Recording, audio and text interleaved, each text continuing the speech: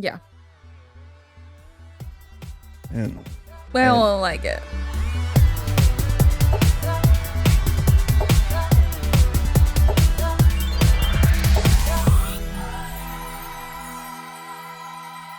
hello, everybody. I'm Will. And I'm Kristen. And we are back with episode 2 of Midnight Mass Psalms.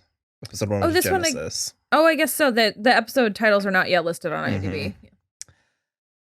A lot of tough stuff in this episode. Yeah, I don't know. I guess we'll start with the dead dog in the room. If you're watching this and haven't watched the show, this is a show where the animals die. We had hundreds of them so far. Dozens of dead cats, which we mentioned that, but we kind of glossed over it. So many dead cats. And then like an equal amount of extremely CGI seagulls. That's what we opened up with, was them attempting to figure out how to clear the beach. Yeah. In which was a Sheriff Hassan was gonna make a kitty bonfire. Well, the only reasonable. What the hell else are you gonna do with that many cats? But it also doesn't. It doesn't seem fun. No, it doesn't seem fun. But like Wade, the mayor, was like, I don't know how everybody's gonna feel about that, and I'm like, they're gonna feel pretty bad about cat-borne illnesses too in 3 days. There is a particularly brutal scene in which the goodest boy Pike is fed a poisoned hot dog by that bitch Bev. Sister Bev.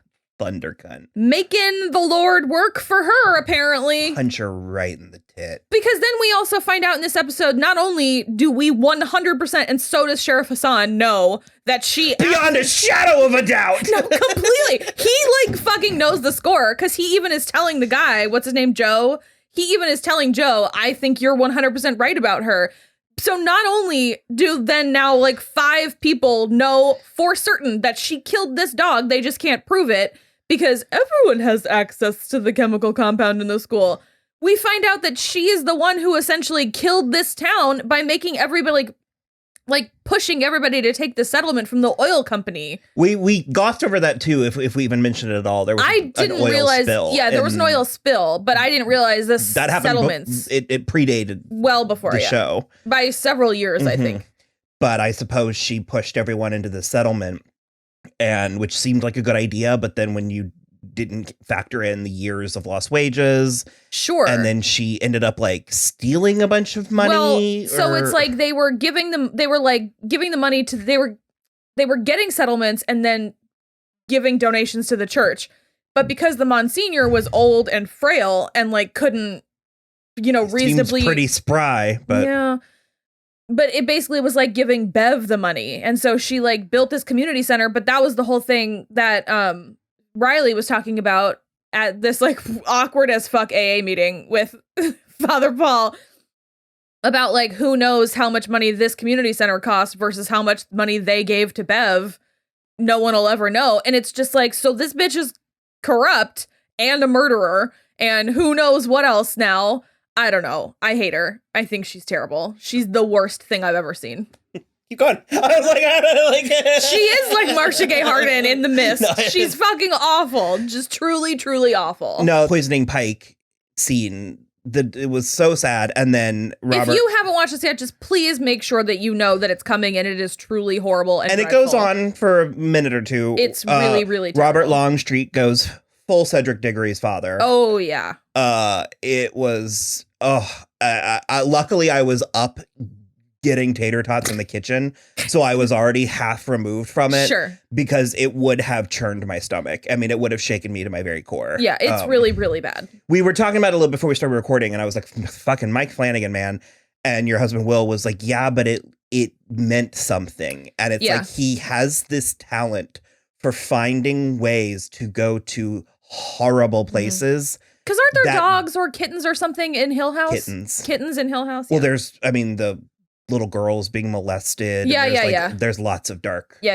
And he finds ways of doing it that don't feel exploity, like Game of Thrones-esque. Like, yeah, it's because he comes at it with humanity. There's like a humanity to it where it's like, we are many people in that crowd are devastated by, or not necessarily devastated, only really Joe is devastated by the death of the dog. But it was a very gentle giant, and this man is obviously a drunk, and he's a little bit of a persona non grata. Because he's responsible for Lisa's paralysis.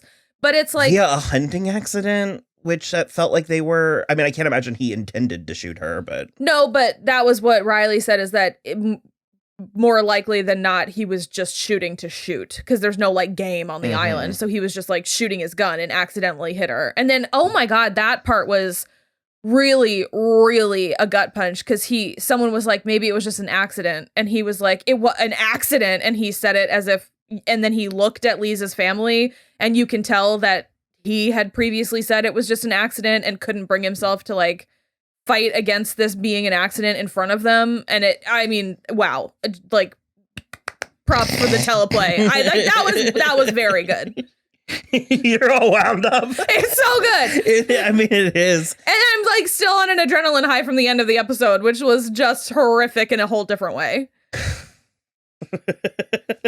We have the obligatory God can an all-powerful God exist if he's not all good and blah, blah, blah. I get it. It was well written. It did a good job, but and maybe this is unique to me, but I'm just tired of that argument and that scene. So I agree with you. I will say that I think the scene worked, and I think it felt authentic to Riley, but it's when people, for me, when people pull that, it registers to me more petulant because it's like if we're debating the existence of a god, a celestial entity, and then we're trying to measure our personal finite grief against the cosmos. It's just sort of like they're like, well, he can't be all good if bad things happen. And it's like, well, first of all, and I've said this several times, but I'm like, the Bible, one step ahead of you, has already addressed that in literal chapter 1 as to why that is the case. You know, we can argue the merits of it, but the original sin, it's right. That's why. That's the answer. All I was going to say is that I think that the scene worked on the merits of Hamish Linklater and Zach Gilford alone. Because Hamish is doing a really, really, really good job. I love him so much. I trust him. Like, no, something's wrong. There's something wrong with him. He healed the little girl. I trust him. There isn't, I mean, that was no strings attached. There was a gift given. There is no expectation of any form of... but here is the thing. They won't pay with their, I think that he was able to heal her because the night before he ate the drug dealer. That's what I think. Well, that was Monsignor. No, that was the albatross. They're the same. Okay, because this is another thing that I love so much about Mike Flanagan is how he does two things. He makes it green and gives things glowing eyes. Yep. And every single time I'm like, this is brilliant, never been done before. I'm like, what's the beautiful, talented, amazing, like this is brand new information. He every single time, and I am straight gooped. Yeah. Gooped, gagged, gallywagged every single time.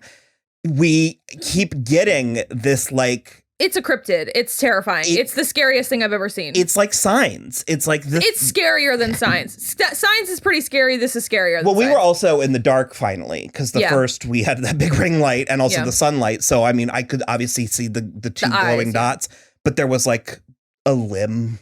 So also, when Erin sees it for the first time, because she hears a bunch of thumps on her roof, and so she goes to the window and you see eyes out in the distance, but I thought it was far enough in the distance that they were on the ground, but they weren't on the ground. It was human height, and then it started walking.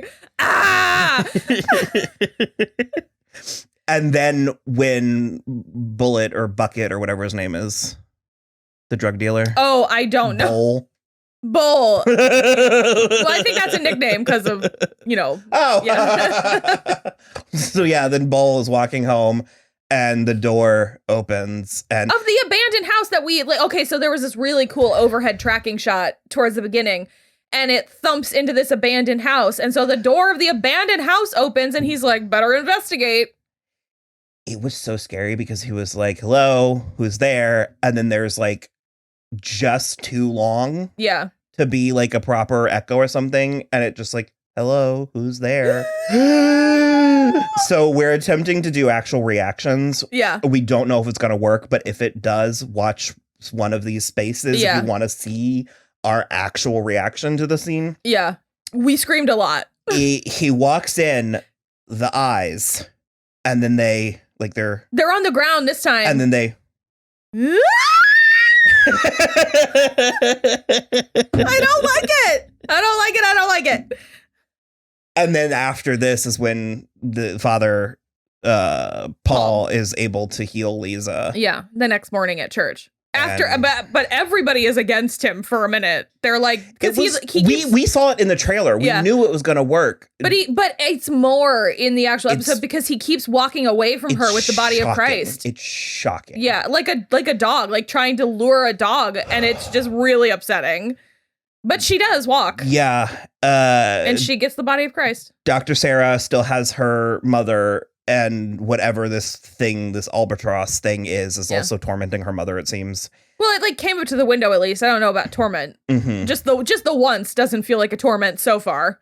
I think it might continue, but it's tormenting me. Yeah, it's definitely tormenting me. And it's Annie Flynn, right? Who is Riley's mother? Yes. Her eyes are getting better. Yep. So I didn't think much of it, but all three of you, Rachel and Will, were like, why is everybody in like old age makeup? Yeah. And we think there's a story thing happening. I even was like, I think this is the island you go to get young after you went to the beach that made you get old. What if we kissed on the young island after going to the beach? The old beach. I forgot to do that with the What If We Kissed in Jerry Falwell's golden bathroom. I forgot about that. Stay tuned. Well, watch The Eyes of Tammy Faye coverage. Yeah. They had a lovely picnic up until the dog murder, for which Bev deserves eternal damnation. Mm-hmm. Just continual tit punches. Just that's not bad enough.